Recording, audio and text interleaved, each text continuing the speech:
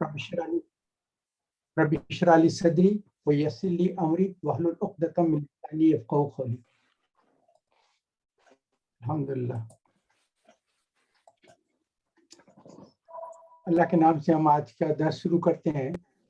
آج سورہ المؤمنون ہے جو سورہ 23 سورہ ہے. اس میں 118 آیتیں ہیں اور 6 رکوع ہیں اور یہ مکی سورت ہے. اس میں جانے سے پہلے میں تھوڑا سا آپ کو 2-3 پوائنٹ بتا دیتا ہوں تاکہ اس کے بعد تھوڑا سا اس میں بات چیزیں میں جو بیان کرنا چاہ رہا ہوں اس میں انٹرسٹ آنے کے لیے. پہلے تو میں صرف آپ کو ایک اوور ویو بتا دیتا ہوں اس سورہ میں کیا چیزیں ڈسکس ہوئے ہیں. اس میں جو ہے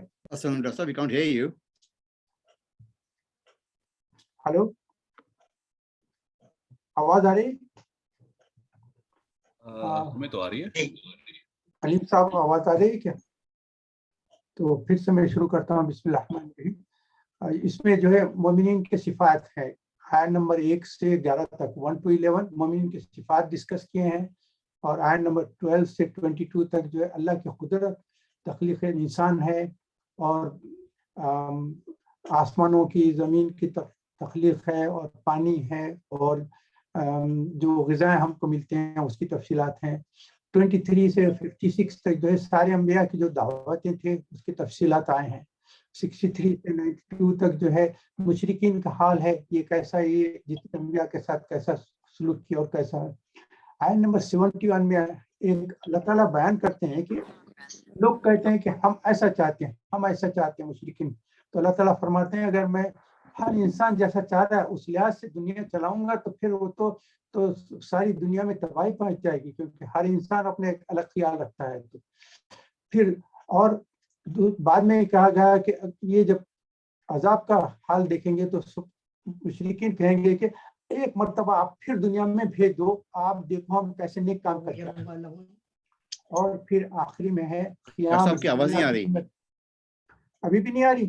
میں ٹھیک ہے انشاءاللہ ہم کنٹینیو کرتے ہیں. تو اس میں یہ چیزوں کا ڈسکشن تھا. اور ڈاکٹر محمد سید جو ہے مجھے ہمیشہ سے جب بھی میں کرتا ہوں لیسن تو کچھ تھوڑا سا فیڈ بیک کرتے ہیں، تو ان کا ڈسکشن کرنے سے اور جو بھی وہ بھیجتے رہتے ہیں اس سے بڑا فائدہ ہوتا ہے مجھے. پھر یہ جو میں اپنے طور پہ کوشش کر کے جمع کرتا تھا، انہوں نے جو بھیجا ہے اس سے مجھے ایک فائدہ ہوا کہ یہ ساری چیزیں جو برڈس آئی ویو جس کو بتاتا ہوں نا، وہ پوائنٹس بنے ہوئے انہوں نے مجھے بھیجا ہے. تو اس سے یہ فائدہ ہوا کہ میں جو کافی ٹائم یہ پوائنٹ جمع کرنے میں لگتا تھا وہ مجھے الحمدللہ پہلے سے مل گئے. اب میں دوسرے چیزوں پہ کانسنٹریٹ کرتا ہوں. اچھا، آپ کو میں ایک مثال یہ دیتا ہوں کہ ایک آپ کوئی گھر خریدنے جا رہے ہیں تو اسٹیٹ ایجنٹ کے پاس جاتے ہیں اور اسٹیٹ ایجنٹ سے کہتے ہیں کہ میں گھر خریدنا چاہ رہا ہوں. تو وہ سارے آپ کو دیکھ کر کہتا ہے کہ اچھا I will make sure that you will get this house. اس کے بعد اتفاق سے کیا ہوا کہ جو گھر کا اونر جو ہے اس سے آپ کی ملاقات ہوگی اور اس نے کہا کہ اچھا میرے گھر خرید رہے ہیں تو اچھا میں اپنا گھر تم کو بیچتا ہوں.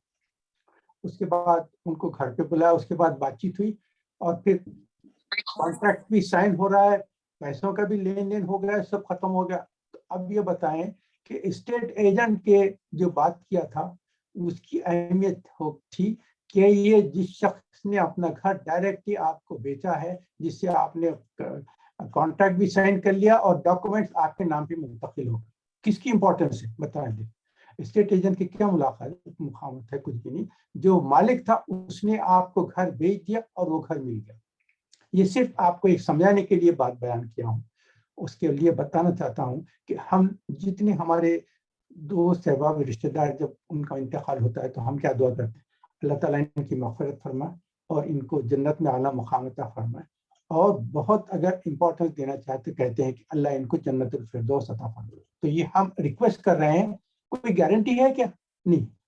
مگر فرض کریے خود اللہ تعالیٰ آپ کو گارنٹی دے رہے ہیں کہ جنت الفردوس میں تم کو دوں گا، یہ کر لو، تمہاری ڈیفینیٹلی 100% میں تم کو جنت الفردوس دوں گا. تو پھر آپ کو کوئی ڈاؤٹ ہے کیا؟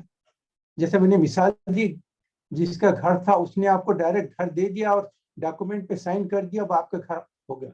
تو اب آپ وہ اسٹیٹ ایجنٹ کے اوپر بھروسہ رکھتے تھے کہ جو گھر دے دیا جس کا پورے ڈاکومنٹس ہو گئے اس کی اہمیت ہے. تو یہ کہنا چاہ رہا تھا کہ جب ہم تو دعائیں کرتے ہیں کہ اللہ جنت الفردوس دے، اور جو جنت الفردوس دینے والا اللہ تعالیٰ ہے وہ آپ کو گارنٹی دے رہا ہے کہ میں جنت الفردوس دیتا ہوں، تو آپ کو ایک سیکنڈ کا بھی کوئی شبہ ہو سکتا ہے کیا؟ بالکل نہیں ہو سکتا. تو یہ جو نمبر 1 سے نمبر 11 جو آج کی آیتیں ہیں، یہ پہلا آپ جو پڑھیں گے نا اس میں آپ غور کریں.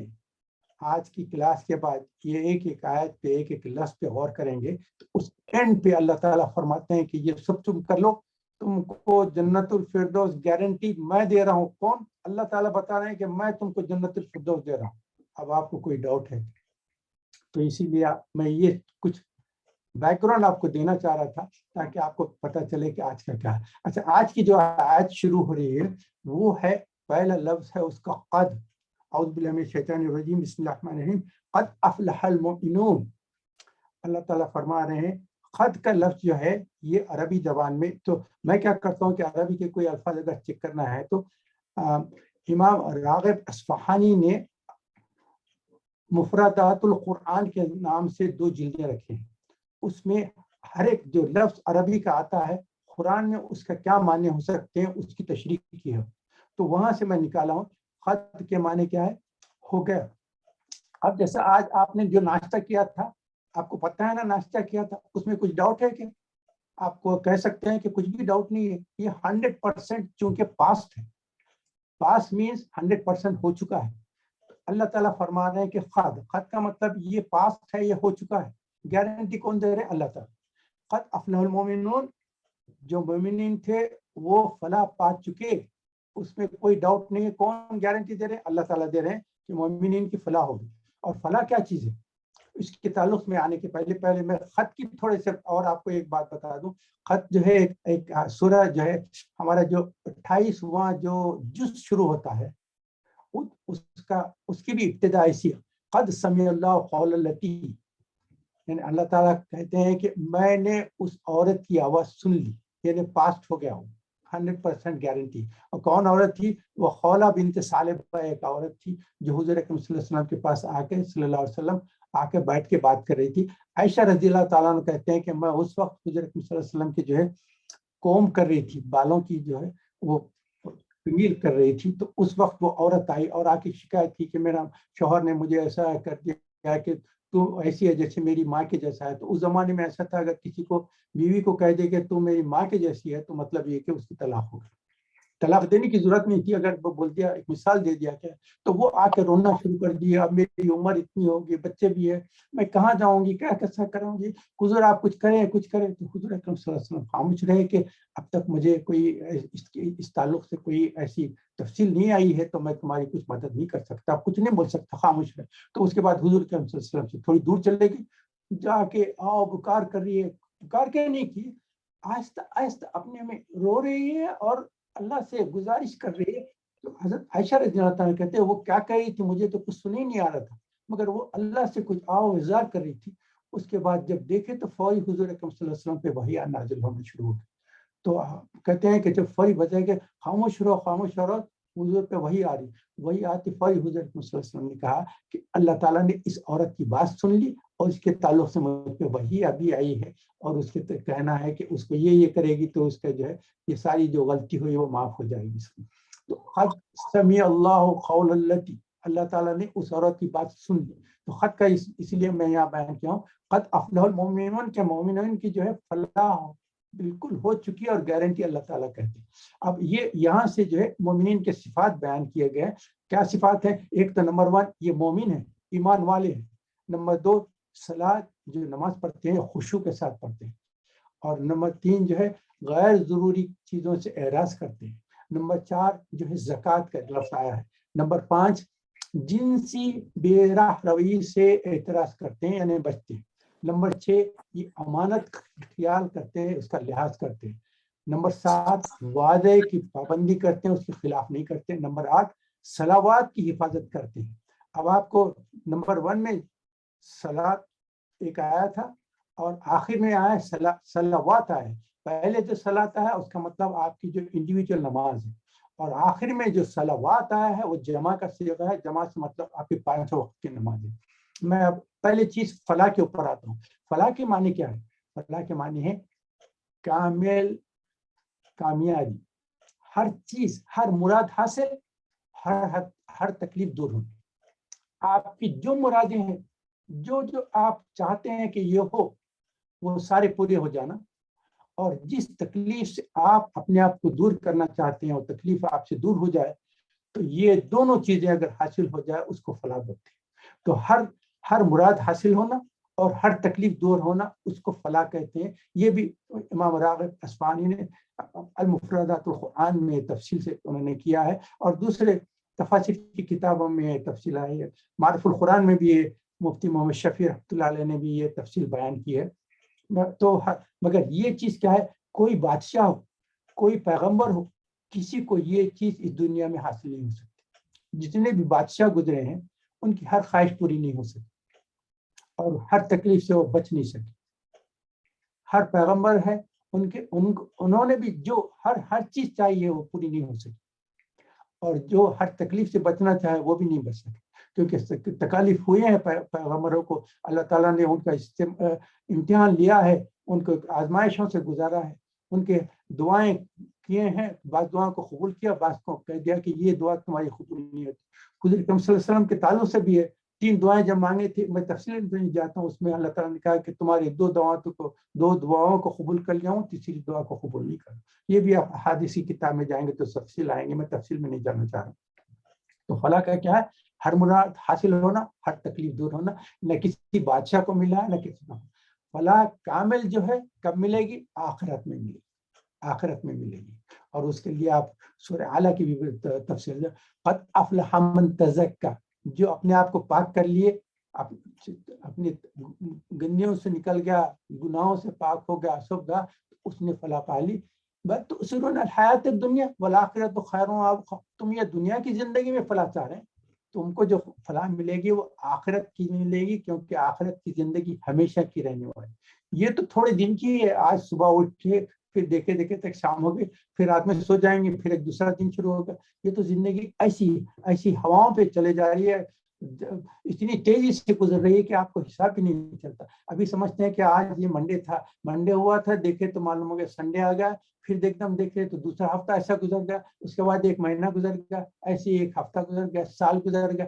ایسا دیکھتے ایسا ہواؤں پہ یہ عمر ختم ہو جا رہی ہے.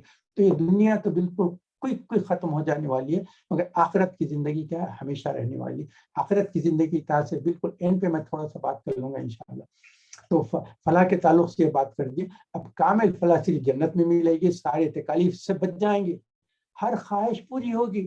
جنتی کیا ہوگا؟ صرف سوچے گا کہ مجھے یہ چاہیے، اور اس کی سوچ پہ اللہ تعالیٰ وہ عطا کر دے، اس کی ہر خواہش پوری ہوئی. اور جنت میں کوئی تکلیف نہیں، کوئی بیماری نہیں، کوئی پریشانی نہیں. یہ جنت کی خاص چیزوں میں ہے. اور اب اس کے بعد میں فلاح کی تعریف کرنے کے بعد اب صلاۃ کی تعریف کرنا چاہ رہا ہوں. صلاۃ کیا ہے؟ صلاۃ کیا ہے؟ خاشعین، خشوع کے ساتھ نماز ادا کرنا. اس کا بھی المفردات القرآن میں امام راغب اصفہانی نے جو تفسیر دی ہے، اور تفاسیر کی کتاب میں جو ہے خشوع کے معنی کیا ہے؟ سکون. حضرت عبداللہ بن عباس رضی اللہ تعالیٰ عنہ کی جو تفسیر ہے، اس میں بھی تفسیر میں انہوں نے کہا کہ خشوع کے معنی کیا ہے؟ سکون ہے. یہ لغوی معنی بھی سکون کے اور یہ سکون کیا ہے؟ دل کا سکون ہونا، آپ کے خیالات سے سکون ہونا، آپ کے اعضاء کا سکون ہونا، آپ کی آنکھ ہے، ہاتھ ہے، پیر ہے، یہ آپ جب نماز پڑھیں گے نا تو سکون میں ہونا.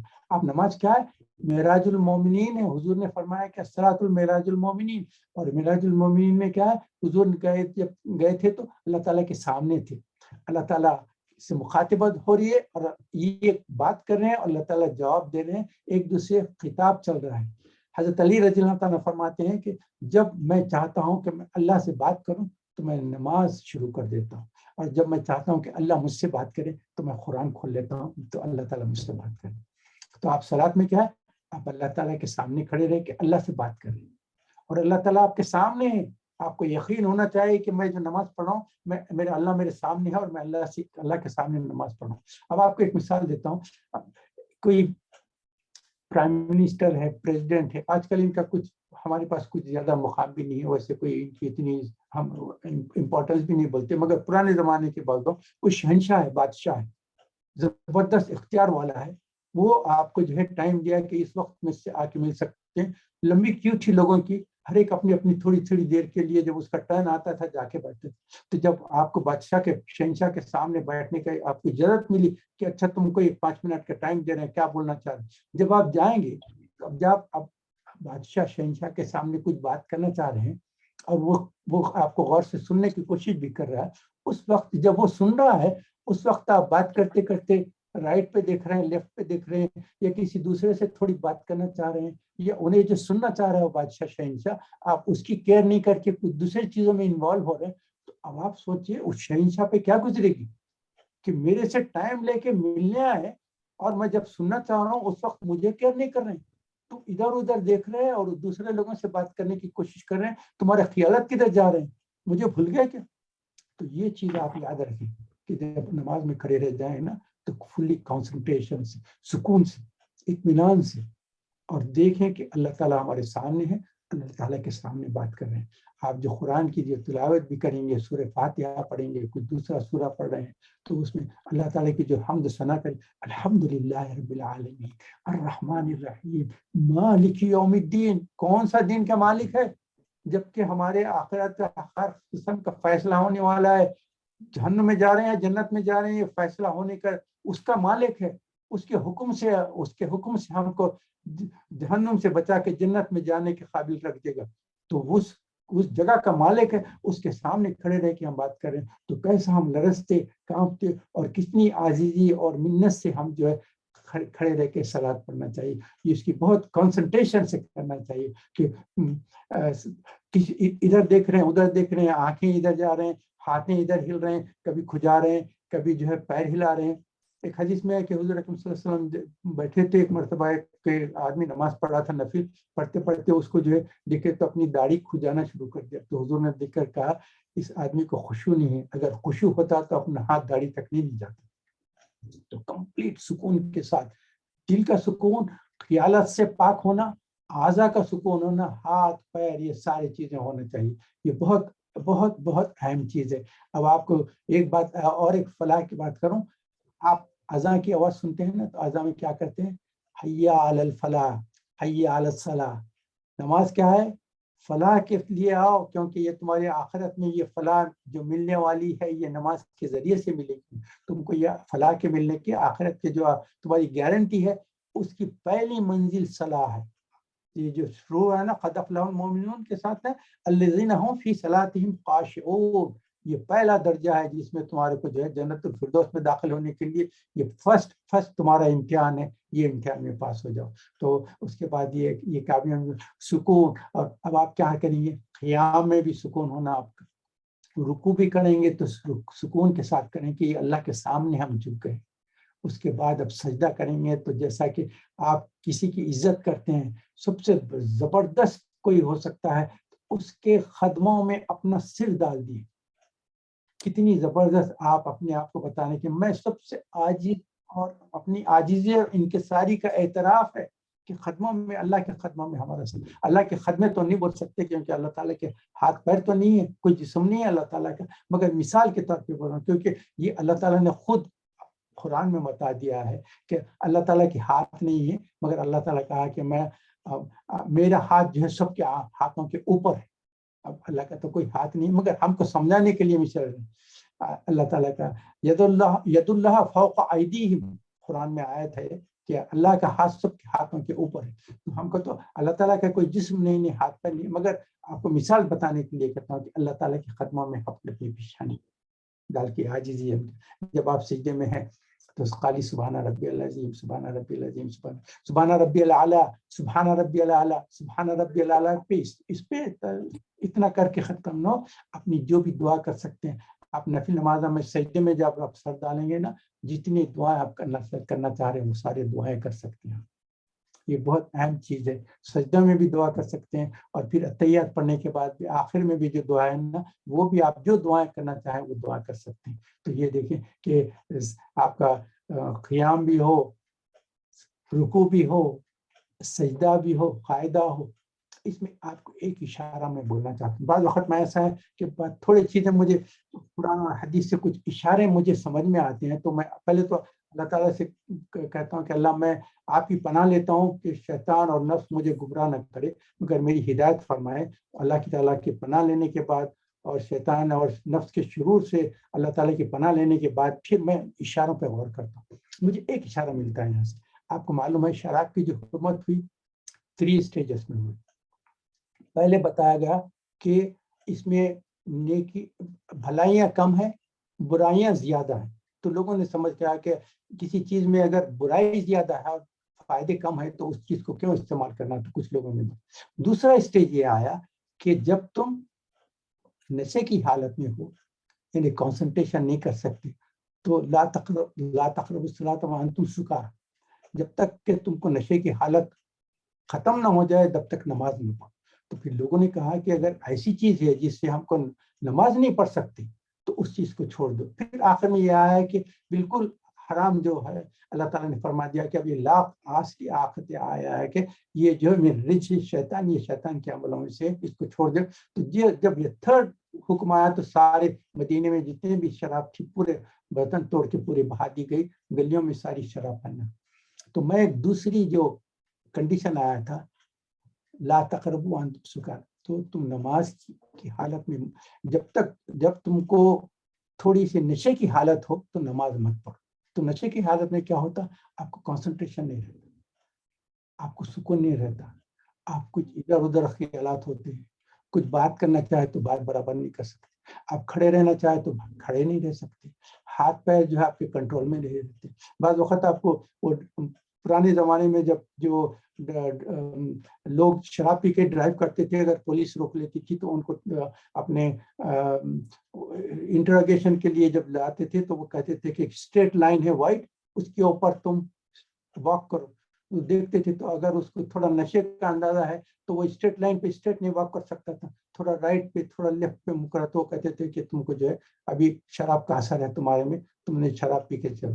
تو میں اس کی اس اشارے سے یہ لیتا ہوں کہ ہم جو ہے نماز میں ہم یہ سوچیں کہ اگر ہماری حالت ایسی ہے جیسا کہ کوئی نشے والا رہتا تھا اور سکون بھی نہیں ہے, اطمینان بھی نہیں ہے, کنسنٹریشن بھی نہیں ہے, اپنے خیالات بھی کنٹرول میں نہیں ہے, تو ہمارے کو وہ ایسی نماز ہے جس سے ہم کو نعوذ باللہ کہا گیا ہے کہ تم اس نماز کے قریب مت جاؤ جب تک کہ تمہارے کو یہ جو ذہنی اور یہ ایسی شراب کا جو اثر رہتا ہے وہ اگر ایسا ہے تو نشے کا اثر ہے. تو میں یہ صرف ایک ذہن میں ایک اشارہ آیا تھا, تو میں یہ کہہ رہا ہوں کہ جب تک کنسنٹریشن نہ ہو, نماز آپ جو نمازیں پڑھتے ہیں نا کنسنٹریشن سے پڑھیں, کیونکہ آپ کا نماز میں کنسنٹریشن ہونا ضروری ہے.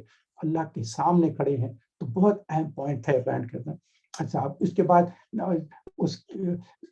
ایک تو صلاح کی بات ہوگی, اس کے بعد کیا ہے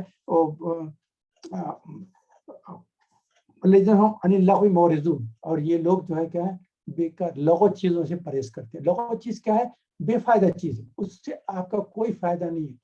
سورۃ العصر میں کیا ہے اللہ تعالیٰ بتاتے ہیں کہ یہ وقت کی قدر کرو, وقت کی قدر کرو, ایک ایک سیکنڈ جو ہے تمہارا یہ جو گزر رہا ہے بس ختم ہو گیا. آپ کی جو عمر جا رہی ہے نا, یہ عمر جو آپ کا گھڑی میں جو سیکنڈ کا کانٹا رہتا ہے نا, ایسا آپ کی عمر ختم ہو رہی ہے. اس سیکنڈ کا کانٹا جیسے جیسے گزر رہا ہے, آپ کا جو وہ پہلے کا ٹائم تھا نا وہ ختم ہو گیا, وہ ختم ہو گیا, وہ ختم ہو گیا. اب آپ کی عمر جو ہے ایسا ہی یہ ریڈیوس ہوتے چلی جا رہی. تو اب جو ٹائم رہ گیا ہے نا وہ استعمال کرنے کا ٹائم ہے, ویسٹ کرنے کا ٹائم نہیں. تو اس کی اہمیت رکھیے, اس سے فائدہ اٹھائے. زمانہ بہت تیزی سے گزر رہا ہے, وقت کی اہمیت کرے, ڈونٹ ویسٹ اٹ. کیا چیزیں آج کل کیا ہے, سوشل میڈیا ہے, کچھ نہ ہو خالی آپ فون پہ اٹھائے دیکھیں, ٹی وی دیکھتے ہیں, کوئی سیریز چلتے ہیں تو اس کی عادت ہو گئی, کتنا ٹائم لگتا ہے کچھ اندازہ نہیں. آپ کو کچھ فائدہ ہوا اس سے؟ کوئی ڈرامے دیکھ رہے ہیں, اس ڈرامے سے کیا فائدہ ہوا؟ آپ کا تو وقت چلے گا. وہی وقت جو آپ استعمال کرتے تو آپ کے لیے آخرت کے لیے سیو ہو جاتا تھا. تو سوشل میڈیا ہے, ٹی وی ہے, اور یہ ساری چیزیں جو پروگرامس ہے جس سے آپ کو کوئی فائدہ نہیں ہوتا. آپ کو عقل ہے, آپ ڈیسائیڈ کر لیے کہ یہ چیز کرنا ہے نہیں کرنا, اس سے کوئی فائدہ ہے نہیں. کوئی میں نقصان کی بات نہیں کر رہا ہوں, کہ کوئی گناہ کرنے کی بات نہیں کر رہا ہوں, میں گناہ سے تو پرہیز کرتے ہیں, مگر جو ایسا کام کریں نہ اس سے نہ کوئی فائدہ ہے نہ گناہ مل رہا ہے، تو وہ بھی ایک لحاظ سے مائنس پوائنٹ ہے، ویسٹ ہو رہا ہے، تو اس کے تعلق سے بہت اہمیت کریں. تو لوگوں چیزوں سے کہیں تو آج کل کے لحاظ سے ہم کو اشارہ ہے، اس زمانے میں جو مفسرین تھے ان کو تو یہ سوشل میڈیا معلوم ہی نہیں تھا. تو پرانے جب 1000 ایئرس والے جو تفسیریں لکھے ہیں ان کو کیا پتا تھا کہ سوشل میڈیا کیا چیز ہے، واٹس ایپ کیا ہے، اور ٹی وی کیا ہے، اور یہ پروگرامز کیا ہیں، یہ ان لوگوں کو پتا بھی نہیں تھا. مگر ہم کو ایک اشارہ ملا ہے، ہم آج کل کے لحاظ سے اس کی تفسیر کریں گے تو اس کے لوگوں کے معنی یہ ہے کہ ایسی چیزوں میں انوالو نہ ہو جس سے آپ کا جو ہے ٹائم ویسٹ ہوتا ہے، کیونکہ آپ کا وقت قیمتی ہے، یہ کمانے کا وقت ہے. یہ ایک تفسیر مولانا ڈاکٹر اسرار احمد صاحب کی جو تفسیر کے سورہ عصر کے اس میں انہوں نے ایک مثال دی ہے کہ پرانے زمانے میں آپ دیکھیے برف جو رہتی تھی ہمارے پاس، جب فریزر نہیں تھے، میں بہت پرانے زمانے کی بات کر رہا ہوں، تو اس زمانے میں کیا ہوتا، برف کے سیل جو ہے بازار میں بیچے جاتے تھے. تو لوگ جو ہے رمضان میں اور گرمیوں میں کیا کرتے تھے، باہر جا کے برف جو ہے خرید کے لے کے آ کے اپنے گھر میں رکھتے تھے اس کو پانی ٹھنڈا کرنے کے لیے. الحمدللہ آج کل تو فریزر ہیں، ساری چیزیں ہیں، میں پرانے زمانے کی بات کر رہا ہوں. تو جو برف بیچنے والا رہتا تھا وہ پکارتا تھا کہ اے لوگوں میرا برف جلدی خرید لو، یہ پگھل رہا ہے، اس کے بعد ختم ہو جائے گا. اگر ایسی میں دھوپ میں کھڑے رہوں گا، اس پہ ٹاٹ وغیرہ ڈال کے بھی رکھتا تھا، مگر کہتا تھا کہ اگر کچھ گھنٹے ایسے ہو گئے تو میرا برف ختم ہو جائے گا. تو اے لوگوں برف لے لو، برف لے لو، یہ پگھل رہا ہے، ختم ہو رہا ہے. تو والعصر کی تفسیر میں ڈاکٹر اسرار صاحب نے کہا ہے کہ مجھے وہ برف والے کی بات یاد آتی ہے کہ ہمارا جو وقت ہے نا ایسا تیزی سے گزر رہا ہے، اس کو استعمال کرو ورنہ یہ جیسا برف پگھل کر پانی ہو جائے گا تو ویسی ہماری زندگی بھی ختم ہو جائے گی. اس سے فائدہ اٹھا. تو یہ بہت اہم پوائنٹ ہے. اور اس کے بعد زکوٰۃ کا لفظ ہے، مگر یہ مکی صورت ہے، تو زکوٰۃ تو مدینے میں فرض ہوئی تھی، مگر اس میں مفسرین نے دونوں بات کی ہے. اس کے کہہ رہے ہیں کہ یہ زکوٰۃ سے مراد جو زکوٰۃ ہم پہ فرض ہونے والی ہے اس کا بھی ایک اشارہ ہے. دوسری چیز کیا ہے، زکوٰۃ جو ہے پاک کرنے کے لیے، قد افلح من تزکیٰ جیسا میں بتایا نا، تو زکوٰۃ کے معنی پاک کرنے کے لیے بھی ہے. تو اپنے آپ کو پاک و صاف رکھیں، کوئی گندگی ہے تو اس کو دور کریں. صبح سے شام تک سوچتے رہیں کہ کوئی ایسا نہ ہو کہ ہمارے سے کوئی غلطیاں ہوں گے. توبہ کرنے کی عادت کر لیں کہ انسان ہے، کوئی ہم سے غلطی ہو سکتی ہے، زبان کی غلطی ہو سکتی ہے، کوئی کسی کے ساتھ کوئی تعلقات ہیں، جب فون پہ بات کر لیں یا کہ کوئی بھی کانٹیکٹ ہو، کچھ آپ سے غلطی ہو گئی تو معافی چاہیں اور اللہ سے توبہ کریں کہ اللہ مجھ سے جو غلطیاں ہوں گی معاف کر دے.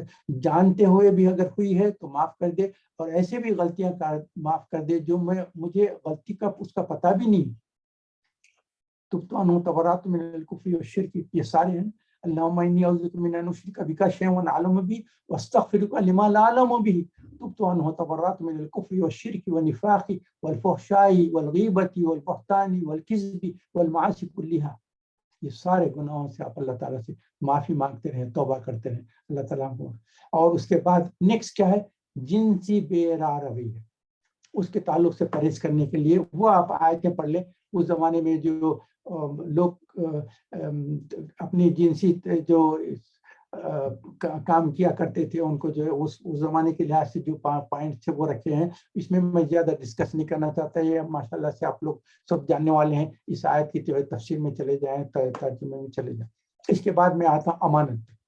امانت کے تعلق سے یہ ہے، امانت جو ہے اللہ تعالیٰ کہتے ہیں کہ اپنی امانت کی بھی حفاظت کرنے والے، امانت کی احتیاط کرنے والے. امانت کیا ہے، ہم کیا سمجھتے ہیں، امانت کے مطلب یہ ہے کہ کوئی آپ کے پاس کچھ رقم رکھا دے، یہ کوئی زیور رکھا دے کہ بھئی یہ آپ امانت رکھیں، میں بعد میں لے لوں. تو ہمارا جو ہے لمیٹیڈ ایک آئیڈیا ہے امانت کے تعلق، مگر یہ ایک واسٹ، ایک وسیع چیز ہے امانت. امانت کیا ہے، نہ صرف ویلتھ کی امانت ہے. الامانت بالمجالس، آپ کسی میٹنگ میں بیٹھے ہیں، آپ کی کوئی ایک میٹنگ ہو رہی ہے، کہیں آپ محفل میں بیٹھے ہیں، اپنے خاندان میں بیٹھے ہیں، کوئی خاص پوائنٹس ڈسکس کر رہے ہیں، کوئی باتیں ہیں، تو وہ جو مجلس میں آپ جو میٹنگ میں بیٹھ کے جو بات کیے ہیں نا، وہ مجلس کی امانت ہوتی. وہاں سے اٹھ کے جا کے غیر لوگوں کے سامنے وہ پوائنٹ ڈسکس کریں تو آپ نے امانت میں خیانت کر دی. بہت امپورٹنٹ پوائنٹ ہے، اور کریں آپ. ورنہ اکثر ہم جو ہے لوگوں کے ساتھ بیٹھ کے بات چیت کر لیتے ہیں، اس کے بعد دوسروں نے ہمارے ساتھ کیا بات کی تھی اور کیا ڈسکس کیا تھا، وہ ان کی بغیر اجازت کے آپ دوسروں کے سامنے بولنے کی آپ کو اجازت نہیں ہے. اگر آپ نے کیے تو آپ نے اس امانت میں خیانت کی. یہ دوسرے کیا المجالس امانت, اور پھر المتشار مؤتمن, جس سے آپ نے مشورہ لیا, کوئی آپ سے مشورہ لیا تو آپ کے اوپر ذمہ داری ہے اس کو صحیح مشورہ دے, یہ امانت ہے اس کی. آپ سے کوئی مشورہ لیتا ہے میں یہ کام کروں یا نہ کروں, تو آپ اس کو 100% جو بیسٹ اوپینین ہو سکتا ہے, جو بیسٹ مشورہ ہو سکتا ہے, اس کو وہ مشورہ دے. یہ بہت اہم چیز ہے. اس کی ایک مثال دیتا ہوں. ایک ایسا واقعہ ہوا تھا, ایک آدمی کچھ مکان بیچنا چاہ رہا تھا, تو ایک اسٹیٹ ایجنٹ کے پاس گیا. پھر میں معاف کرنا, پھر وہ اسٹیٹ ایجنٹ مکان کی بات کر رہا ہوں, تو اس نے جب دیکھا تو وہ مکان خریدنے کے لیے گیا, تو اسٹیٹ ایجنٹ نے کہا کہ آپ جو مکان دیکھ رہے ہیں نا وہ تو اچھا ہے, مگر ایک پراپرٹی میرے پاس آئی ہے, مگر اس میں کچھ لیگل تھوڑا سا پرابلم ہے, جس کی وجہ سے جو ہے وہ 50% اس کی پرائس ریڈیوس ہو گئی. مگر اس نے ایجنٹ نے کہا کہ یہ فیملی کے ممبرس میں دو ذرا سی لڑائی ہو گئی ہے, مگر میں آپ کو گارنٹی دیتا ہوں آپ یہ گھر خرید لیں. خرید لینے کے بعد وہ جو دونوں میں جو جھگڑا چل رہا ہے لیگل جو ہو رہا ہے نا, اس کو کچھ پیسے دے کے ہم جو ہے سارٹ آؤٹ کر دے سکتے ہیں, تو پراپرٹی آپ کی ہو جائے. تو میں آپ کی بھلائی کے لیے کہہ رہا ہوں. تو اب یہ شخص کیا کرا, اپنے دوست کے پاس گیا, دوست کے پاس جا کے کہا کہ دیکھو میں آپ سے مشورہ لینے کے لیے آیا ہوں کہ ایک پراپرٹی بہت اچھی آئی ہے. اسٹیٹ ایجنٹ نے کہا ہے کہ اس میں چونکہ تھوڑا سا لیگل پرابلم ہے, تو اس کی وجہ سے اس کی پرائس ہاف ہو گئی, 50% ہو گئی, مگر اس کو آپ خرید لیں گے نا تو لیگل جو پرابلم کی وجہ سے لوگ نہیں خرید رہے ہیں, اس کا ایک راستہ میں بتاتا ہوں, اس سے وہ پرابلم سالو ہو جائے. اور انہوں نے کہا کہ وہ 100% مجھے یقین ہے کہ بہترین ہے, مگر آپ کے پاس صرف مشورہ لینے کے واسطے آیا ہوں کہ یہ پراپرٹی میں خریدوں یا نہ خرید. تو جس صاحب سے مشورہ لیا انہوں نے کہا کہ مجھے ایک 2-4 دن کا ٹائم دیجیے, تو میں سوچ کے آپ کو جواب دوں. تو وہ دوست تو چلے گا. اب جس کے پاس مشورے کے لیے آیا تھا, ان کو جیسے پتا چلا کہ پراپرٹی ہے, فوری وہ ایجنٹ کے پاس گئے. ایجنٹ کے پاس جا کے وہ بات چیت کر کے اس پراپرٹی کو یہ دوست نے خرید لیا. آیا تھا وہ ان کا دوست جو مشورہ لینے کے لیے, اور یہ اس کو مشورہ دینے کے لیے کہا کہ 2-4 دن کے بعد دوں گا, اور خود جا کے وہ پراپرٹی خرید لیا, اور دیکھے تو 50% کا جو ان کو فائدہ ہوگا. تو اب یہ کیا انہوں نے اس امانت میں خیانت کی. ان کا دوست چاہ رہا تھا کہ ان کو بہترین مشورہ دے, تو مشورہ دینے کے بجائے انہوں نے جو مشورہ لینا چاہ رہا تھا اس کو دھوکا دیا. تو یہ بھی امانت میں خیانت. تو میں اسی لیے کہہ رہا ہوں کہ امانت جو ہے وسیع میدان ہے. صرف ہم جو پیسہ اور زیور کے تعلق سے کہتے تھے کہ یہ امانت رکھا ہے اور وہ پھر اس کی احتیاط کرنا, یہ نہیں. یہ امانت جو ہے بہت وسیع ہے. صرف میں آپ کو 2 مثالیں دیا ہوں کہ ایک تو مشورے کے ایک مجلس کا ہے, مجلس میں جو بات چیت ہوئی, اور دوسرا ایک امانت یہ بھی ہے, کبھی آپ کسی سے ملے اور انہوں نے کہا کہ ہماری آپ کی رشتہ دار کو یا فلاں کو میرا سلام پہنچا دینا, تو اب آپ کے اوپر وہ سلام پہنچانا ایک امانت ہوگی. تو جو آپ سے کہتا ہے کہ ان کو میرا سلام پہنچا دینا, تو آپ ان سے کہیں انشاءاللہ پہنچا دوں گا, مگر بھائی اگر مجھ سے ہوا تو پہنچاؤں گا, اگر نہ ہو تو نہیں پہنچا سکوں گا. تو آپ مجھے یہ آپ کے سامنے کلیئر کر دینا چاہ رہا ہوں, مجھے یاد رہے گا اور موقع ملے گا تو پہنچا دوں گا, یاد نہیں رہے گا تو نہیں پہنچا سکوں. اس کے ساتھ انشاءاللہ بھی کہہ لیں, تاکہ آپ اللہ کو بھی گواہ کر لیتے ہیں کہ اللہ آپ مجھے توفیق دیں گے تو میں ان کو اسلام پہنچا دوں. یہ کچھ پوائنٹس میں آپ کے سامنے. اور آپ کو پتہ ہے نا, حضور اکرم صلی اللہ علیہ وسلم کے جب ہجرت کا موقع آیا تھا, تو جب جا رہے تھے تو حضرت علی کو اپنے بستر پہ لیٹنے کے لیے کہا تھا, اور کہا تھا کہ یہ لوگوں کی مشرکین کی امانت ہے, کل صبح تو ان کو یہ امانتوں کو ان کے حوالے کر دینا. یہ میں واقعہ کئی مرتبہ بیان کر رہا ہوں, تو میں پھر مگر یہی کہہ رہا ہوں کہ حضور اکرم صلی اللہ علیہ وسلم نے بھی سارے مشرکین کا ایک ایک پائے کا, ایک ایک پیسے کا جتنی امانت تھی سب حضرت علی کو کہا کہ یہ کل صبح واپس کر دینا, یہ امانت ہے. اچھا, اس کے بعد کیا ہے, اس کے بعد کو اہم پوائنٹ کیا ہے, پھر نیکسٹ جو ہے عہد ہے. عہد کیا ہے, وعدہ ہے. وعدہ ایسا ہے کہ جیسا کہ قرض ہے, آپ کسی سے کوئی وعدہ کیے تو اس وعدے کو پورا کرو. جب تک آپ کو یقین ہے کہ آپ میں پورا کر سکتا ہوں تو وعدہ کرو. اگر آپ کو ڈاؤٹ ہے کہ میں نہیں کر سکتا تو لوگوں سے وعدہ نہ کرو. اگر آپ کہہ رہے ہیں کہ اچھا یہ چیز ہے نا, یہ ذمہ داری ہے نا, میں قبول کرتا ہوں, تو آپ نے وعدہ کیا کہ میں یہ ذمہ داری قبول کر رہا ہوں, اس کے بعد آپ ذمہ داری نہیں کر سکے, آپ نے وعدے کی خلافی کر دی. تو اس کی بھی بہت اہم چیز ہے. جب وعدہ کیا ہے, عہد کیا ہے, ایک وعدہ ہے. جیسا آپ کسی سے قرض لے رہے ہیں تو آپ کے اوپر وہ قرض ہے, وہ قرض کو ادا کرنا ضروری ہے. اور آپ کو یہاں دو چیزیں, آپ امانت اور عہد, وعدے اور امانت کے تعلق سے دونوں کو ملا کر ایک امپورٹنٹ بات کر دیتا ہوں. یہ صحیحین میں, صحیحین سے مراد کیا ہے, صحیح بخاری اور صحیح مسلم دونوں میں یہ حدیث آئی ہے. حضور اکرم صلی اللہ علیہ وسلم نے منافق کے نشانیاں بیان کی ہیں. منافق کے کیا نشانیاں ہیں؟ جو ایک حدیث میں تو 3 ہے, ایک حدیث میں 4 ہے, مگر صرف 3 بیان کر دیتا ہوں. یہ جب بات کرتا ہے ہمیشہ جھوٹی بات کرتا ہے. جب اس کے اوپر کوئی امان دی جاتی ہے اس میں خیانت کرتا ہے. اور جب وعدہ کرتا ہے وعدے کو جو ہے کبھی وفا نہیں کرتا. تو یہ منافق کے 3 نشانیاں ہیں. جب بات کرے گا جھوٹ کرے گا, جب امانت دی جائے گی تو خیانت کرے گا, جب وعدہ کرے گا تو وعدے کو نہیں نبھائے گا. یہ 3 جو برائیاں یہ منافق کے نشانیوں میں کس نے بتایا؟ حضور اکرم صلی اللہ علیہ وسلم نے. اور یہ حدیث کس میں ہے؟ صحیح بخاری اور صحیح مسلم. تو یہ 2 چیزوں کی بہت پابندی کرنی ہے. میں بہت اسٹریٹ فارورڈ باتیں آپ کے سامنے رکھنا چاہ رہا ہوں تاکہ اس سے کچھ ہم فائدہ اٹھائیں, اس سے ہم اپنے آپ کو جو. اچھا, آخری میں کیا ہے, پھر کیا ہے, صلوات کا لفظ آ گیا. پہلے تھے صلاۃ الخاشعون تھا, اب صلوات الحافظون. اور اپنی نمازوں کی یہاں جمع کا صیغہ آ گیا. وہاں جو ہے انفرادی صلاۃ کا ذکر آیا تھا جو خشوع سے پڑھ رہے ہیں, اب یہاں جماعت کی نماز آ گئی. جماعت کی نمازوں کی حفاظت کرتے ہیں, یعنی 5 وقت کی نمازوں کی حفاظت کرتے ہیں, جمع کا صیغہ ہے. اور دوسری مرتبہ صلاۃ یعنی جیسے جس میں 5 نمازیں آ گئے, سب کی حفاظت کرنا ہے, وقت پر ادا کرنا ہے, پابندی سے ادا کرنا ہے, اور نماز سے کوئی چھٹی نہیں ہے. آپ کھڑے رہ کے پڑھ سکتے ہیں تو کھڑے رہ کے پڑھ. اگر آپ کی تکلیف ہے, بیمار ہے, تو بیٹھ کے پڑھنے کی اجازت ہے. اگر وہ بھی نہیں ہو سکتے, بیٹھ بھی نہیں سکتے, تو لیٹ کے پڑھنے کی اجازت ہے. اگر ایک میڈیکل کنڈیشن ہے اس کو پیراپلیجیا بولتے ہیں. پیراپلیجیا سے مطلب یہ ہے کہ دونوں ہاتھ اور دونوں پیر پہ فالج ہو گیا. تو ایسے شخص کو بھی نماز کی سے انکاری نہیں ہو سکتی. اس کے اوپر بھی نماز ہے, اس کو اشارے سے نماز پڑھنا ہے, آنکھوں کے جو پلکیں ہیں اس سے نماز پڑھنے کی. تو نماز پڑھنے کی جو ہے یہ پابندی ہے, اس سے کوئی چھوٹ نہیں ہے. کھڑے رہ کے پڑھے, نہیں تو بیٹھ کے پڑھے, نہیں تو لیٹ کر پڑھے, نہیں ہے تو اشارے سے پڑھے. تو نماز سے کوئی آپ کو چھٹی نہیں ہے. تو یہ بہت اہم چیز ہے. اور اس کے بعد اب یہ تو صرف سارا کنسنٹریشن میں یہ ابتدا میں جو تھا, اب یہ سارے جو چیزیں کریں گے, اللہ کی گارنٹی ہے جنت الفردوس. الفردوس کس کو بولتے ہیں, یہ کون گارنٹی دے رہے ہیں؟ اللہ تعالیٰ گارنٹی دے. تو یہ بہت اہم چیز ہے, اس پہ اوپر غور و فکر کریں اور اس پہ چلنے کی کوشش کریں. اس کے بعد اب دوسرے آیتیں ہیں, میں زیادہ ٹائم نہیں لوں گا, کوئی ان کے اوپر کر دوں گا, کیونکہ یہ دوسرے جو پوائنٹس ہیں نا وہ ہم اکثر ڈسکس کر لیے ہیں, اس کا ریپیٹیشن ہے, صرف میں مینشن کر دیتا ہوں.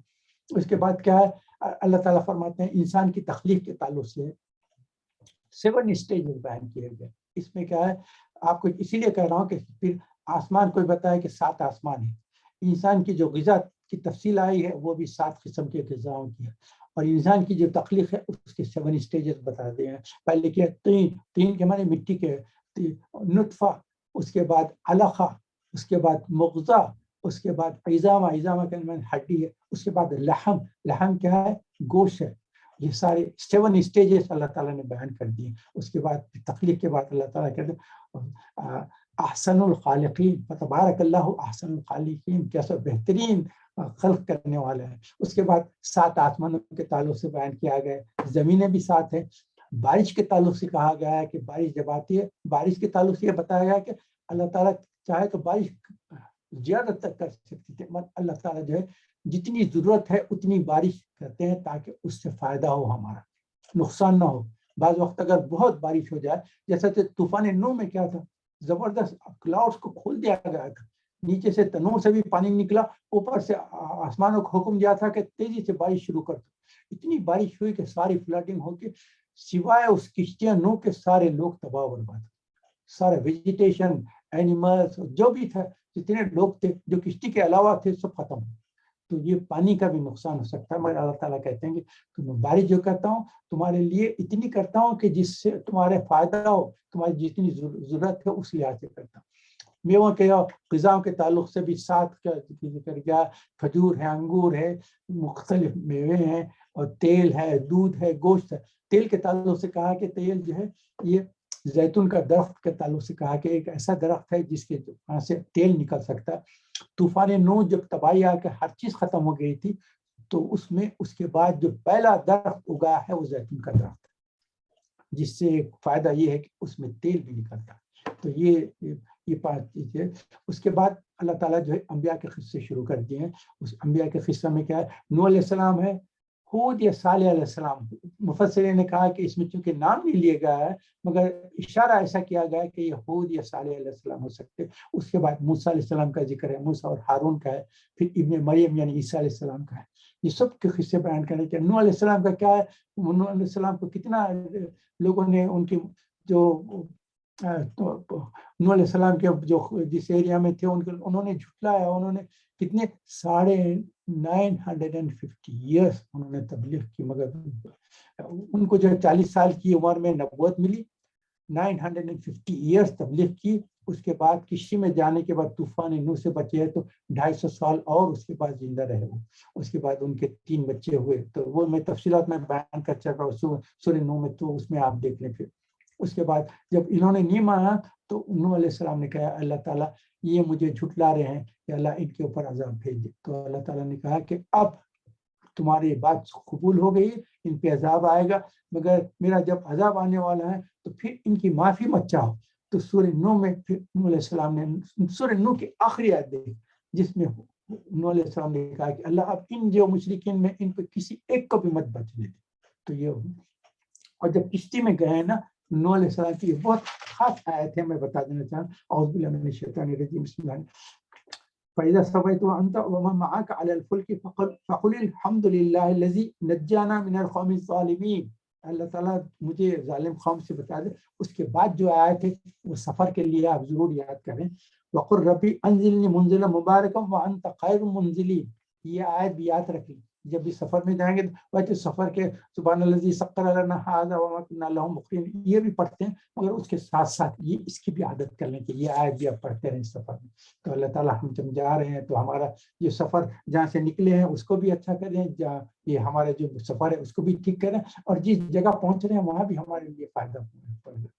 تو یہ ایک خاص چیزیں کرنے کی تھی تو بتا دیا ہوں۔ اور پھر ہود علیہ السلام یا صالح علیہ السلام کا قصہ ہے، موسیٰ علیہ السلام، ہارون علیہ السلام کا بھی نام مینشن ہوئے، کچھ چھوٹے سے باتیں ہیں، ابن مریم عیسیٰ علیہ السلام کی طرف سے۔ اس کے بعد یہ بتا رہے ہیں کہ ان کے جتنے لوگ تھے جن کے اوپر دعوت کی گئی، تبلیغ کی گئی، یہ سب انہیں جھٹلانا شروع کر دیا، ہر قسم کی باتیں شروع کر دی۔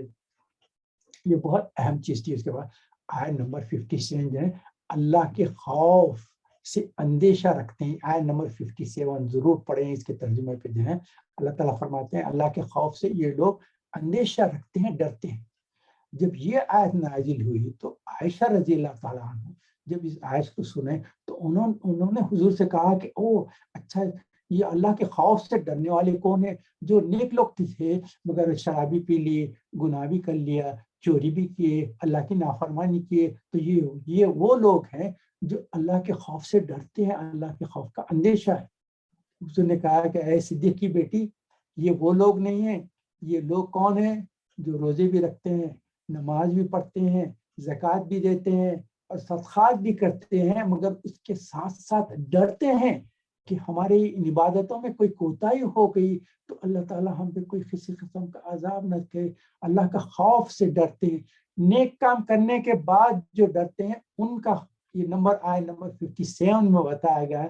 تو اللہ تعالیٰ کو اللہم جعلنا منہم اللہم جعلنا معہم، اللہ تعالیٰ ہم کو بھی ان لوگوں میں رکھ کہ جو نیک عمل کرنے کے بعد بھی آپ کا ڈر ہے کہ ہمارے اعمال قبول ہوتے ہیں یا نہیں ہو سکتے، کہ ان اعمال کی وجہ سے ہمارے پہ اللہ کی کوئی ناراضگی تو نہیں ہوگی۔ یہ اس کے تعلق سے بہت ہے۔ آیت نمبر 51 میں طیب غذا کے تعلق سے بتایا گیا کہ ہم کو پتہ ہے، ہم صرف یہ دیکھتے ہیں لیبل پہ حلال ہے یا نہیں، دس از حلال سوٹیبل فار ویجیٹیرین، یہ ایسی بات نہیں۔ اس کا مطلب یہ ہے کہ طیب بھی ہے، اس میں یہ دیکھیں کہ انگریڈینٹس میں کوئی ایسی چیزیں نہ ہو جو جیسے اب آج کل کے وہ جی ایم ہے یہ ہے اور کئی چیزیں ہیں جو آرٹیفیشیل جو بناتے ہیں نا، جو اصل غذا ہے آپ کی اتنی آلٹر کر دیتے ہیں کہ جس میں اس کے طیب ہونے کے تعلق سے ہم کو ڈاؤٹ ہو جاتا ہے۔ تو یہ دیکھیں کہ پیور ہو، ہر چیز ہم کو جو ہے پیور مل سکتی ہے، تو کیوں پیور نہ لیں؟ اس کے بجائے ایسے آلٹر اور ایسے قسم کے جو پروسیس فوڈ جو بولتے ہیں نا، اس سے اپنے آپ کو بچانے کی کوشش کریں، اس کو طیب کرتے ہیں۔ ایک تو حلال ہے، دوسرے طیب، یہ دو چیزوں کا خیال رکھیں۔ 78 میں جو ہے آیت نمبر 78 میں آنکھ، کان، آنکھ، دل، یہ کہا گیا کہ اللہ تعالیٰ کے تعلق سے، یہ میں اس کے پہلے بھی بیان کر دیا تھا کہ ڈیولپمنٹ میں 3 کا جو اسٹیجز آتا ہے، پہلے کان ہوتا ہے، اس کے بعد آنکھ ہوتی ہے، اس کے بعد دل ہوتا ہے۔ یہ ایمبریولوجی کی جو ڈسکشن ہوا تھا میں اس میں بیان کر دیا تھا، پھر اس کا ٹائم نہیں لینا چاہتا ہوں۔ آیت نمبر 84 اور 87 میں سوالات اللہ تعالیٰ خود ہی پوچھے ہیں لوگوں سے کہ یہ تم بتا دو کہ زمین کس نے بنائی ہے، کس کے اختیار میں؟ تو جواب دیں کہ اللہ نے۔ آسمان ساتوں اور عرش کس کا ہے؟ جواب دیں گے اللہ کا ہے۔ پھر اللہ پوچھیں ہر چیز کی حکومت کس کی ہے اور جو بچا لیتا ہے اور اس سے کوئی نہیں بچا سکتا؟ 3 سوالات ہیں، تینوں کا جواب اللہ۔ وہ کہیں گے اللہ ہے، اللہ ہے۔ تو اللہ تعالیٰ کہیں گے جب ہر چیز کو تم مانتے ہیں کہ اللہ ہی کرنے والا ہے تو پھر یہ دوسروں سے کیوں مانگتے؟ آیت نمبر 97 بہت اہم آیت ہے۔ یہ کیا؟ اللہ تعالیٰ کی شیطان کے چھیڑ سے پناہ، اور یہ ہے کہ وہ قریب بھی نہ آئے۔ اعوذ باللہ من همزات الشیاطین واعوذ بک رب ان یحضرون، کیونکہ شیطان سے صرف آپ اللہ کی پناہ میں یہ نہیں آ رہے کہ صرف شیطان سے بچا دے، آپ یہاں یہ کریں کہ شیطان میرے قریب بھی نہ آئے، کیونکہ آپ کو جو حدیث کی کتابوں میں مفہوم یہ ہے کہ جب شیطان آتا ہے تو آپ کے دل پہ ایک چھوٹی سی سوئی ڈالتا ہے، جس سے اپنے شر جو ہے نقصانات ہے، آپ کے خیالات خراب کرنا ہے، آپ سے بدعملیاں کرنا ہے، آپ سے گناہ کرانا ہے، وہ آپ کے اندر داخل کرتا ہے، اور وہ اس کا شر جو ہے آپ کے جسم میں رگوں میں خون کے جیسے دوڑتا ہے۔ تو جب آپ یہ کہیں کہ وہ میرا قریب نہ ہو، تو جب قریب بھی نہیں آئے گا تو پھر آپ کے دل میں سوئی کیسا لگائے گا؟ تو اعوذ باللہ من همزات الشیاطین اعوذ بک ربی ان یحضرون، یہ دعا ہمیشہ یاد رکھیں۔ 97 98 میں صرف مینشن کر دے رہا ہوں تاکہ مجھے یقین ہے کہ آج کا جب لیسن ہوگا اس کے بعد آپ سب لوگ سورہ المومنون پڑھیں گے، اس کے ترجمہ بھی دیکھیں گے، اور اگر تفسیر کی کتاب ہے تو تفسیر بھی دیکھیں گے۔ میں صرف مینشن کرنا چاہتا ہوں یہ سب۔ اس کے بعد آیت نمبر 106 107 مشرکین کیا کہیں گے جب عذاب دیکھیں گے؟ او اللہ، ہم نے ہر چیز دیکھ لی، آپ کے انبیاء کی بات کو ہم نہیں مانے تھے، مگر اب آپ ایسا کریں، ایک مرتبہ پھر ہم کو دنیا میں بھیج دیجئے، دیکھیں ہم کیسے نیک کام کر کے آئیں گے۔ ایک مرتبہ دنیا میں بھیج دیں، آپ جب بھیجیں گے نا تو آپ 100% آپ کی اوبیڈینٹ بن کے آئیں گے۔ تو یہ اللہ تعالیٰ کہیں کہ نہیں، یہ تو سب اب اس عذاب کو دیکھ کر بات کر رہے ہیں، میں تو چاہتا تھا کہ بغیر عذاب کو دیکھے کہ صرف میرا چونکہ حکم پہنچا ہے اس حکم کی پابندی کرنا، یہ سب سے اہم بات تھی، اس کو کرنا ہے۔ اس کے بعد ہے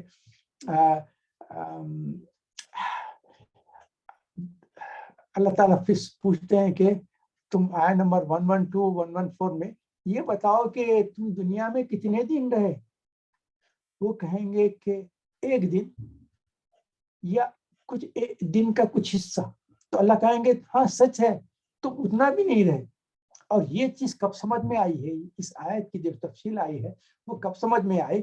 میں ایک مرتبہ ایک لیکچر ہو رہا تھا، تو ہم گئے تھے، تو اسٹیج پہ جو کھڑے رہ کے جو لیکچر دینے والا تھا، تو وہاں کچھ ورک بھی ہو رہا تھا انڈر گراؤنڈ۔ تو اس جگہ جو کھڑا ہوا تھا اس کے پیچھے کیا تھا، آپ کو معلوم ہے ٹیلی فون وائر یا کوئی کسی کی وائر وغیرہ کے جو ہے، جب انڈر گراؤنڈ جو ٹیوبس میں جو وائر پار کرتے ہیں اس کے لیے بڑے بڑے وائر اسپول رہتے ہیں، 10-15 فیٹ لانگ اسپول رہتا ہے، جس میں میلوں دور وائر پہنچنے والا ہے، وہ لگا ہوا رہتا ہے۔ تو اس شخص نے جب لیکچر دینا تھا اس کے پہلے جب دیکھا تو اسپول ہے، تو وہ اسپول کے پاس گیا اور وہاں سے اجازت لے کے جو وائر تھا نا، وہ وہاں سے تھوڑا سا وائر کھینچ کے 4 انچ جو وائر ہوتا ہے نا اس کے اوپر ایک ٹیپ لگا دیا، لگا کے لوگوں سے بتایا کہ دیکھو یہ آپ دیکھ رہے ہیں نا اسپول، یہ ایک اسکول نہیں، ایسے 15 اسکول ہیں اور لائن سے رکھے ہوئے، اور یہ ساری انڈر گراؤنڈ جو ہے میلوں دور جو ہے یہ وائر جانے والا ہے، مگر یہاں اسکول رکھا ہوا تھا۔ تو آپ کو اس اسکول سے ایک چیز بتانا چاہ رہا ہوں، اب آپ دیکھ رہے ہیں یہ صرف 4 انچ کا ٹیپ لگایا ہوں۔ یہ 4 انچ کا ٹیپ کیا ہے؟ This is your life in this world, یہ دنیا کی جو زندگی ہے اتنی ہے، اور یہ جو لائن سے جو وائر رکھے ہوئے ہیں نا، ہزاروں میل دور جو وائر چلے جائیں گے، یہ آپ کی آخرت کی زندگی۔ تو آپ جو ہے یہ 4 انچ کے وائر کے لیے ساری تگدو کر رہے ہیں، سارا کمانے کی کوشش کر رہے ہیں، اوپر نیچے کر رہے ہیں، جھوٹ بھی بول رہے ہیں، دھوکہ بھی دے رہے ہیں، مال بھی کھا رہے ہیں، یہ کون سی ہے 4 انچ کی لائن کے لیے؟ اور یہ جو ساری جو ہے آپ کی زندگی لابد متناہی ہے، اس کے نیور اینڈنگ ہے، اس کے لیے فکر کرو، اس کے لیے کرو۔ کتنے دن رہے کہ بس آپ سمجھتے ہیں کہ کتنے دن رہے، کچھ بھی نہیں، اللہ تعالیٰ سے کہے۔ اس کے بعد آیت نمبر 115 دیکھیے، سوال ہے کہ یہ پیدا ہے جو اعوذ باللہ من الشیطان افحسبتم انا خلقناکم عبثا وانکم لعلکم تفلحون، تم یہ سمجھتے ہو کہ ہم نے تم کو بے مقصد بغیر کسی وجہ کے صرف پیدا کر کے چھوڑ دیا ہے؟ اس کا جواب کیا ہوتا ہے؟ بعض وقت القرآن المفسر والمفسر، قرآن خود ہی اپنی آیتوں کی تفسیر کرتا ہے، مگر اس کے لیے آپ کو ٹائم لگتا ہے، ڈھونڈنا پڑتا ہے۔ جہاں قرآن میں کوئی سوال ہو اس کا جواب بھی قرآن میں ہی، مگر آپ کو ڈھونڈنا پڑتا ہے۔ جب یہ اس آیت میں گیا تو مجھے تشویش ہوئی کہ اس کا جواب کہاں ملے گا۔ اللہ تعالیٰ کہتے ہیں کہ میں تم کو بے مقصد پیدا کیوں، تم کو پیدا کرنے کا کیا مقصد تھا؟ اس کا جواب ملے ہے سورہ الذاریات پہ، سورہ نمبر 51 ہے، اس کی آیت نمبر 56 ہے، وما خلقت الجن والانس الا لیعبدون۔ یہاں اللہ تعالیٰ نے کوشچن جو کیا اس کا جواب اللہ تعالیٰ نے خود ہی دیا ہے سورہ الذاریات میں۔ تمہاری جو تخلیق ہوئے اس کا ایک ہی مقصد ہے کہ اللہ تعالیٰ کی پابندی۔ وما خلقت الجن والانس الا لیعبدون، الا لیعبدون، اور کوئی مقصد نہیں۔ جیسا ہم کلمہ پڑھتے ہیں لا الہ الا اللہ، کلمہ یہ نہیں کہ اللہ الہ، ہم یہ بھی کر سکتے تھے اللہ ہی الہ ہے ہمارا، مگر پہلے اللہ تعالیٰ کہتے ہیں لا الہ الا اللہ، اللہ کہہ رہا ہے۔ تو یہاں بھی ہم کو کہا گیا ہے کہ آپ کو کیا ہے، وما خلقت الجن والانس الا لیعبدون، سوائے اس کے اور کوئی مقصد ہی نہیں ہمارا کہ اللہ تعالیٰ کی عبادت کریں، اس کی فرمانبرداری کریں۔ دنیا میں بھیجنے کا اور کوئی مقصد نہیں ہے، کوئی مقصد نہیں، کوئی مقصد نہیں اس چیز کے تعلق سے۔ اور آیت نمبر 118 جو ہے دعا ہے اللہ تعالیٰ کی، رب اغفر وارحم وانت خیر الراحمین، رب اغفر وارحم وانت خیر الراحمین، رب اغفر وارحم وانت خیر الراحمین۔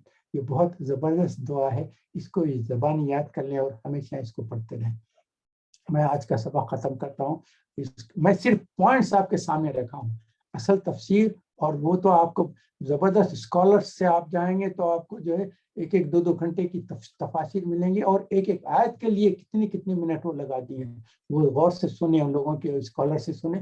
میں تو آپ کے جیسا ایک اسٹوڈنٹ ہوں، کچھ پوائنٹس مجھے سمجھ میں آ گئے تو آپ سے شیئر کرتا ہوں۔ اور سب سے اہم چیز یہ ہے کہ ایک فیملی گیدرنگ ہوتی ہے، تو اب یہ ہے، اب آج جو ہے ہم پھر سے اللہ تعالیٰ سے دعا کریں کہ اللہ تعالیٰ ہمارے یہاں ملنا بیٹھنا اس کو قبول فرمائے، ہمارے لیے اپنی ہدایت کے راستے کھول دے۔ اب جیسا ہم نے جنت الفردوس کے تعلق سے باتیں کی ہیں، تو اللہ تعالیٰ ہم کو سب کو جنت الفردوس میں ہم کو جمع ہونے کا موقع دے۔ اللہ تعالیٰ ہم کو رحمت برکت نازل فرمائے کہ ہماری ساری دعاؤں کو قبول فرما لے۔ اللہ آپ کے سوا ہمارے کو جنت الفردوس دینے والا کوئی نہیں، اور آپ ہی نے گارنٹی دی ہے اور یہ چیزیں کر دی ہے کہ یہ مومنین کی جو صفات بیان کی اللہ تعالیٰ یہ ساری صفات ہم میں پیدا کر دے مالک۔ اب تک جو غلطیاں قصور ہو گئے، ہم سے کوتاہیاں ہو گئے، اپنی رحمت کے تو پھر معاف فرما دے ہم کو۔ آج ایسا کر دے جیسا آج ہی ہم ماں کے پیٹ سے پیدا ہوئے، ہمارے پچھلے جتنے کوتاہیں گناہ غلطیاں ہوں گے اپنی رحمت کے تو پھر معاف کر کے ہم کو پاک و صاف کر دے، ہمارے لیے ہدایت کے راستے کھول دے، اور ہمارے کو جنت الفردوس کا وارث بنا دے مالک۔ آپ کا اپنی رحمت کے طفیل سارے ہمارے دعا کو قبول فرما، آمین یا رب العالمین۔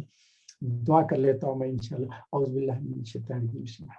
اللہم انی اسألک ایمانا کاملا ویقینا صادقا وعملا متقبلا ودعاء مستجابا ونظر رحمہ وفضلا دائما واجرا عظیما وعلما نافعا کاملا واسعا ورزقا حلالا طیبا وبدنا صابرا ولسانا ذاکرا وقلبا خاشعا وقلبا صابرا وقلبا شاكرا وقلبا صادقا وقلبا منورا وتوبة نصوحا وتوبة قبل الموت وراحة عند الموت ومغفرة بعد الموت والعفو عند الحساب والفوز بالجنة والنجاة من النار.